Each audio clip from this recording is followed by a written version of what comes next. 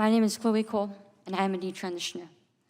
Another way to put that would be, I used to believe that I was born in the wrong body, and the adults in my life whom I trusted affirmed my belief, and this caused me lifelong, irreversible harm. I speak to you today as a victim of one of the biggest medical scandals in the history of the United States of America. I speak to you in the hope that you will have the courage to bring the scandal to an end and ensure that other vulnerable teenagers, children, and young adults don't go through what I went through. At the age of 12, I began to experience what my medical team would later diagnose as gender dysphoria. I was well into an early puberty, and I was very uncomfortable with the changes that were happening to my body. I was intimidated by male attention, and when I told my parents that I felt like a boy, in retrospect, all I meant was that I hated puberty, that I wanted this newfound sexual attention to go away, that I looked up to my brothers a little bit more than I did to my sisters. I came out as transgender in a letter I sent on the dining room table. My parents were immediately concerned. They felt like they needed to get outside help from medical professionals, but this proved to be a mistake.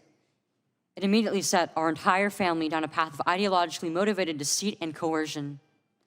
The gender specialist I was taken to see told my parents that I needed to be put on puberty-blocking drugs right away. They asked my parents a simple question: would you rather have a dead daughter or a living transgender son? The choice was enough for my parents to let their guard down, and in retrospect, I can't blame them. This was the moment that we all became victims of so-called gender-affirming care. I was fast-tracked onto puberty blockers and then testosterone. The resulting menopausal-like hot flashes made focusing on school impossible.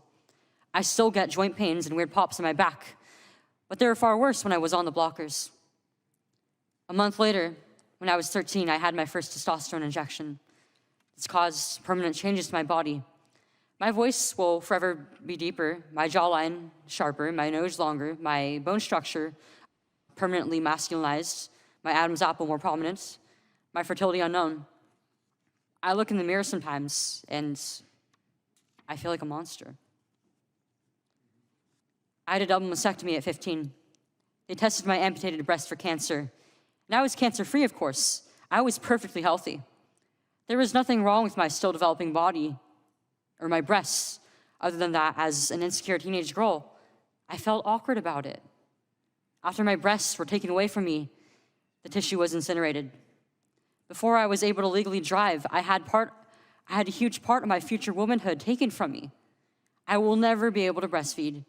I struggle to look at myself in the mirror at times.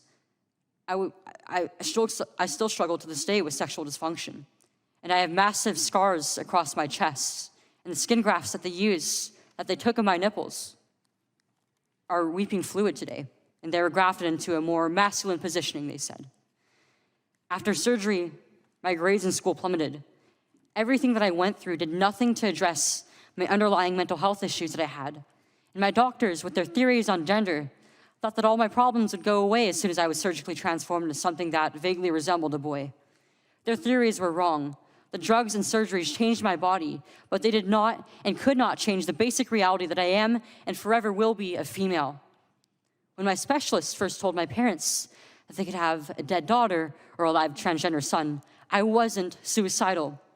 I was a happy child who struggled because she was different. However, at 16, after my surgery, I did become suicidal. I'm doing better now, but my parents almost got the dead daughter promised to them by my doctors. My doctors had almost created the very nightmare they said they were trying to avoid. So what message do I want to bring to American teenagers and their families? I didn't need to be lied to. I needed compassion. I needed to be loved. I needed to be given therapy to help me work through my issues, not affirm to my delusion that by transforming into a boy, it would solve all my problems. We need to stop telling 12-year-olds that they were born wrong, that they are right to reject their own bodies and feel uncomfortable with their own skin. We need to stop telling children that puberty is an option, that they can choose what kind of puberty they will go through, just so they can choose what clothes to wear or what music to listen to.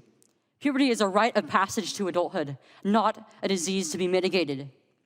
Today, I should be at home with my family celebrating my 19th birthday, and instead I'm making a desperate plea to my elected representatives. learned the lessons from other medical scandals like the opioid crisis, to recognize that doctors are human too, and sometimes they are wrong.